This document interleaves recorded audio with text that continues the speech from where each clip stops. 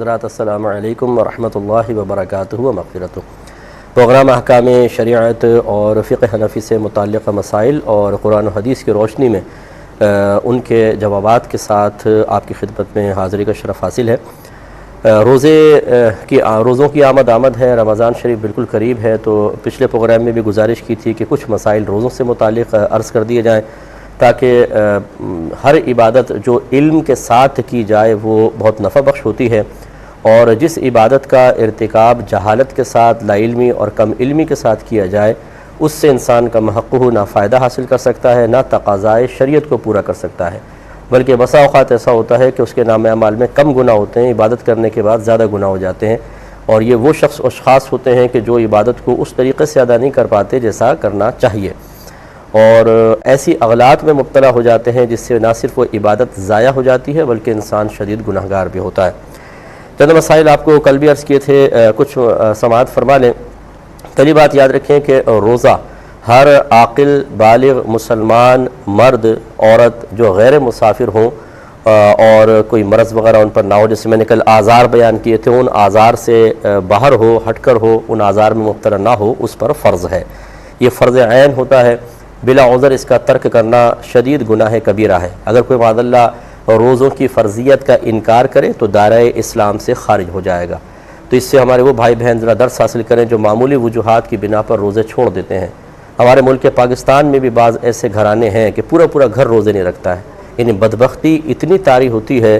اتنی اس گھر میں ایک طرح کی آپ کو نحوست نظر آئے گی کہ لڑائی جھگڑا فتنہ فساد چچڑاپن عجیب طبیعتوں پہ بوجھ طاری ہوگا، اور بے برکتی آپ کو بہت زیادہ نظر آئے گی، اور سب کے سب سحری میں سوتے رہتے ہیں، سارا دن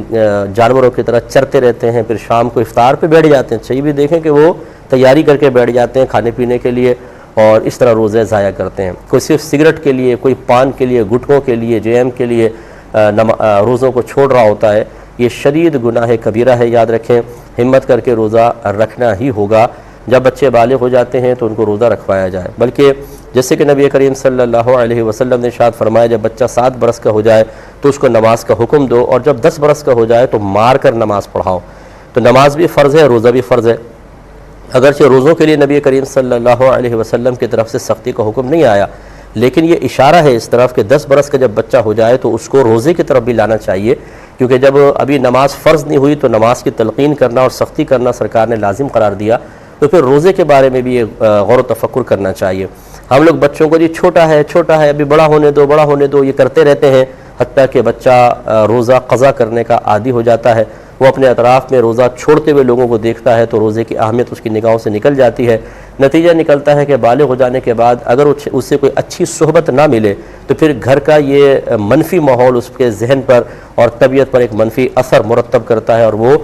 گناہ کبیرہ کا مرتکب ہوتا ہے، بالغ ہو جانے کے بعد ہی گناہ کبیرہ۔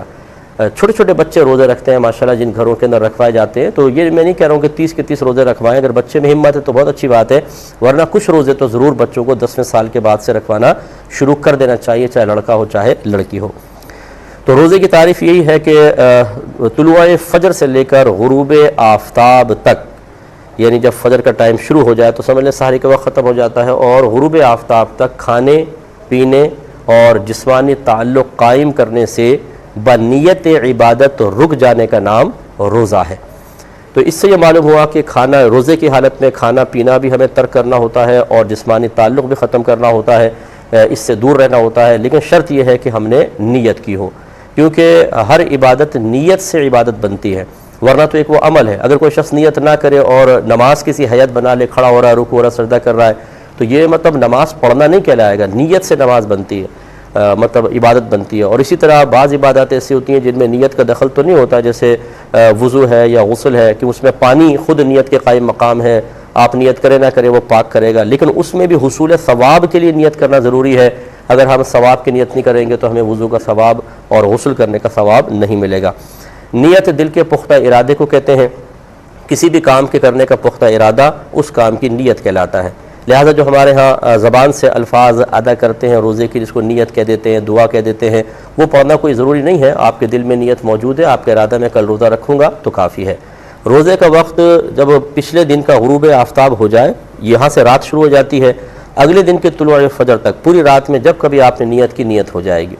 تو لہٰذا اگر بالفرض کوئی آپ فرض کر لیں پہلا روزہ ہے دوسرا روزہ ہے، آپ رات میں سوئے، ارادہ ہے کہ کل روزہ رکھیں گے، سحری کریں گے، روزہ رکھیں گے، اور آپ رات میں نہ اٹھ سکے حتیٰ کہ فجر کے بعد آپ کی آنکھ کھلی، تو آپ کی نیت پہلے موجود تھی چونکہ رات میں، تو یہ کافی ہے، آپ روزے کو اسٹارٹ کر سکتے ہیں۔ اور اگر بالفرض کسی کا یہ ارادہ ہو کہ میں روزہ نہیں رکھوں گا، مطلب اور پھر میں اٹھ کر یعنی بس تذبذب کے عالم میں ہی ہے، اور فرض کر لیں اس کی آنکھ نہیں کھلی اور فجر کے بعد اس کی آنکھ کھلتی ہے، تو پھر بھی یاد رکھیں فقہائے اسلام نے ارشاد فرمایا کہ اگر کوئی دحوہ کبریٰ سے پہلے یعنی اس کو زوال آفتاب کہتے ہیں، زوال کا وقت کہتے ہیں، اس سے پہلے روزے کی نیت کر لے تو اس کا روزہ ہو جائے گا، یعنی پوری رات بھی اس کی نیت کا وقت ہے، اور دحوہ کبریٰ سے پہلے زوال کے وقت سے پہلے بھی انسان نیت کر سکتا ہے۔ لیکن جب دن میں نیت کریں تو اس کے لیے ضروری ہے کہ ایک تو یہ نیت کریں کہ میں طلوع فجر سے ہی روزے سے ہوں، یہ نیت نہ کریں کہ ابھی سے ہوں۔ دوسری بات یہ کہ جب دن میں نیت کریں تو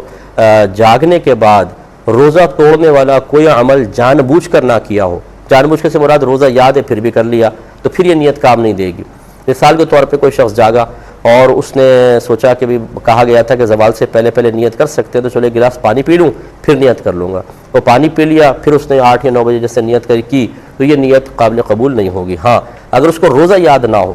صبح جاگا روزہ یاد نہیں تھا، پانی پی لے، پھر کہو ہو آج تو روزہ رکھنا تھا اور رات میری آنکھ نہیں کھلی، چلو میں اب نیت کر لیتا ہوں، تو یہ صحیح ہے، اس لیے کہ حالت روزہ میں اگر کوئی بھولے سے کھا پی لے تو نبی کریم صلی اللہ علیہ وسلم نے اس کو روزہ پورا کرنے کا حکم دیا، تو پھر یہ ادھر بھی اس کی بھول کام کرے گی اور اس کا روزہ خراب نہیں ہوگا۔ اس کو میں ایک اور دفعہ دہرا دوں گا، لیکن پہلے ہمارے ایک کالر منتظر کال لیتے تھے کہ آپ رات میں نیت کریں گے، اور بالفرض اگر رات میں نیت کا موقع نہ مل سکا، آنکھ نہ کھلی، فجر کے بعد آنکھ کھلتی ہے، تو زوال کے وقت سے پہلے نیت کر سکتے ہیں، لیکن نیت یہ ہوگی کہ میں طلوع فجر سے ہی روزہ رکھ رہا ہوں، اور دوسرا روزہ توڑنے والا کوئی عمل جان بوجھ کر نہ کیا گیا ہو۔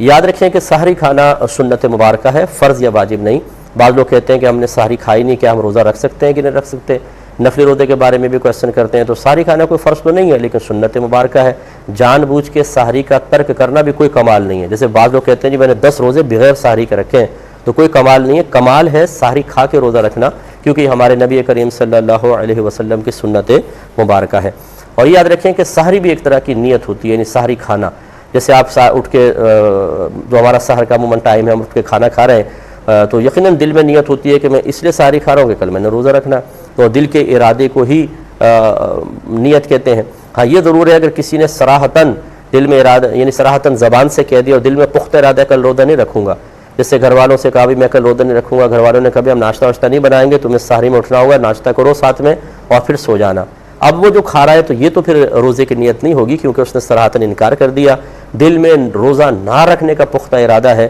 یہ سحری کھانا نیت کے قائم مقام نہیں ہے۔